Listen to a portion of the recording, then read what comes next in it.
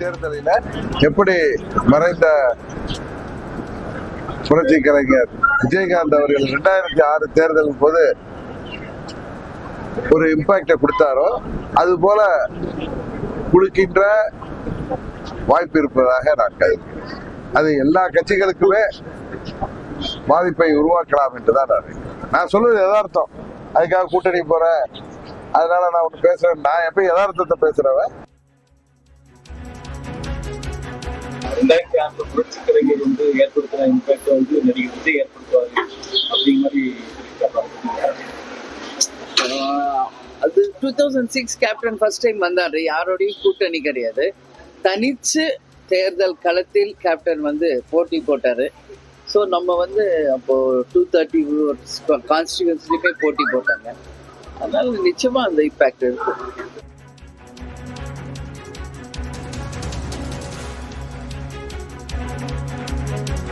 சட்டமன்ற தேர்தலில் விஜயகாந்தை போன்றே விஜய் தாக்கத்தை ஏற்படுத்துவார் என்று டிடிவி தினகரனும் கூறியிருக்கிறார். பிரேமலதா விஜயகாந்தும் கூறியிருக்கிறார். இது தொடர்பாக நம்மிடையே பேசுவதற்காக பத்திரிகையாளர் திரு பிரியன் இணைந்திருக்கிறார். அவரிடம் பேசலாம். வணக்கம் திரு பிரியன். வணக்கம்மா. இருவரும் ஒரே கருத்தை முன்வைத்திருக்கிறார்கள், எப்படி பார்க்கலாம்? அதாவது டிடிவி அவர்கள் சொன்ன ஒரு விஷயம் என்னன்னா, 2005 விஜயகாந்த் வந்த போது அது 2006 தேர்தலில் என்ன ஒரு இம்பாக்ட் உண்டாக்கினாரோ அதை வரப்போற எலெக்ஷன்ஸ்ல விஜய் உண்டாக்குவார் அப்படின்ற மாதிரியான ஒரு விஷயத்த சொல்றாரு. 2006 எலெக்ஷன்ஸ்ல திமுக வெற்றி பெற்றது. பட் பெரும்பான்மை இடங்களை பெறல. பட் ஆட்சி அமைக்கிற அளவுக்கு சிங்கிள் லார்ஜஸ்ட் பார்ட்டியா அது வந்தாங்க அவங்க. ஸோ விஜயகாந்த் கொஞ்சம் ஓட்டை பிரிச்சார் என்பது உண்மை. அது அதிமுகவுக்கு கூட ரொம்ப நஷ்டமா போயிருக்கலாம். லேட்டர் பின்னாடி காலகட்டத்தில் ஜெயலலிதா உணர்ந்துதான் விஜயகாந்த் 2011 தேர்தலில் கூட்டணியில் சேர்த்துனாங்க ஆக்சுவலா.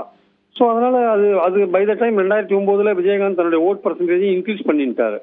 தனியா போட்டி போடுறேன்னு அந்த யாரோடையும் கூட்டணி கிடையாதுன்றதான் அவருடைய முக்கியமான ஒரு இதா இருந்தது, உறுதிமொழியா இருந்தது. அதை கடைபிடிச்சாரு. 2009 தன்னுடைய செல்வாக்கை ஏற்றிட்டார். இப்போ விஜயை பொறுத்த மட்டும் அவர் கூட்டணிக்கு கூப்பிடுறாரு. கூட்டணிக்கு வாங்க, எங்கூட வாங்க, அதிகாரத்துல பங்குன்றார். இதுவரையும் யாரும் அவர் கூட போற மாதிரி தெரியல. ஆனால் ஒரு விஷயம் என்னன்னா, விஜயகாந்த் போன்றே விஜயம் செல்வாக்கு மிக்க நடிகர். அவருக்கு என்று ஒரு பெரிய ரசிகர் பட்டாளம் இருக்கிறது. அது ஓட்டாக மாறுமான்றது ஒரு கேள்விக்குறியான ஒரு விஷயமா எல்லாரும் பேசிட்டு இருக்காங்க.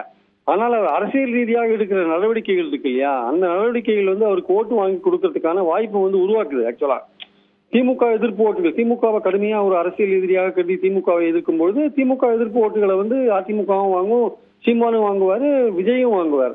அதே மாதிரி பாஜக எதிர்ப்பை விஜய் கடுமையாக கையாளும் போது திமுகவுக்கு போற பாஜக எதிர்ப்பு ஓட்டுகளை கொஞ்சம் எடுக்கிறதுக்கான வாய்ப்புகள் இருக்கு. அதே மாதிரி விஜய் அரசியல்ல புதுசா வந்திருக்காரு, ட்ரை பண்ணி பார்த்தால் என்ன புது வாக்காளர்கள் அவர் ட்ரை பண்ணி பார்க்கறதுக்கான வாய்ப்புகளும் இருக்கு. அதே சமயம் ரசிகர்கள் ஓட்டு போடுறதுக்கான வாய்ப்புகளும் இருக்கு. இது மாதிரி பல விதங்கள்ல அவருக்கு ஓட்டு வருவதற்கான வாய்ப்பு இருக்கிறது. அப்போ அவர் ஒரு தொகுதியில ஒரு எம்எல்ஏ கான்ஸ்டிடியூன்சில 2.5 லட்சம் ஓட்டு இருக்குன்னா ஒரு 1.5 லட்சம் ஓட்டு வாங்குறவங்க தான் வின் பண்ணுவாங்க. ஆனால் அவருக்கு அந்த அளவுக்கு ஓட்டு இருக்குமா? அவருக்கு ஒரு 40,000 50,000 ஓட்டு இருக்கு வச்சுக்கோங்க. அப்போ ஒரு ஸ்பாயிலரா மாறுவார்.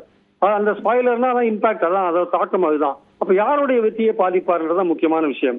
அது அதிமுக கூட்டணியோட வெற்றியை பாதிப்பாரா, திமுக கூட்டணி வெற்றியை பாதிப்பாரான்றது முக்கியமான விஷயம். அதனால தினகரன் சொல்றதுலயும் தேமுதிக பிரேமலதா சொல்றதுலயும் ஓரளவுக்கு ஒரு அர்த்தம் இருக்கு. ஆனா அவங்க 2 பேர் இந்த விஜயோட கூட்டணியில சேருவாங்கன்னு நான் நினைக்கிறேன். தினகரனை பொறுத்த மட்டும் அவர் என்டிஏல இருக்காரா இல்லையான்றதே ஒரு கேள்விக்குறியான ஒரு விஷயமா தான் நம்ம பார்க்கலாம். தேமுதிகவை பொறுத்த மட்டும் அவங்க ஜனவரியில முடிவு பண்றதா சொல்றாங்க.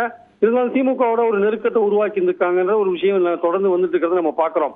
சோ இந்த மாதிரி சூழல்ல விஜய் கூட யாரும் கூட்டணி சேராத இருக்கிற இந்த நேரத்துல அவர் தனியாவே இருந்தா கூட அவர் ஒரு இம்பாக்டை ஏற்படுத்துவார் என்பதுதான் இன்றைக்கு இருக்கிற சூழல். ஆக்சுவலா நாளைக்கு எப்படி மாறும், அவர் அரசியல் பயணம் மேற்கொள்ளும் போது என்ன மாதிரியான பேசுறாரு, அவருக்கான ஆதரவு எப்படி பெருகும் போன்ற விஷயங்கள்லாம் பொறுத்திருந்து பார்க்கணும். அவர் கூட எந்த கட்சிகள் சேருது என்பதை பொறுத்திருந்து பார்க்கணும். ஆனால் அவர் ஒரு கிளியரான ஒரு இம்பாக்டை ஒரு எம்எல்ஏ கான்ஸ்டிடியூன்சியில ஒரு 40,000 ஓட்டு 35,000 40,000 ஓட்டு வாங்கும்போது அவர் தெளிவாக 2 பெரிய கட்சிகளுக்கு ஒரு பாதிப்பை உண்டாக்குவார். அது யாருக்கு அதை உண்டாக்குவார்ன்றதான் முக்கியமான கேள்விக்குறி. அந்த விதத்துல தினகரன் சொன்ன விஷயம், தேமுதிக பிரேமலதா சொன்ன விஷயம் சரி என்பது என்னுடைய கருத்து.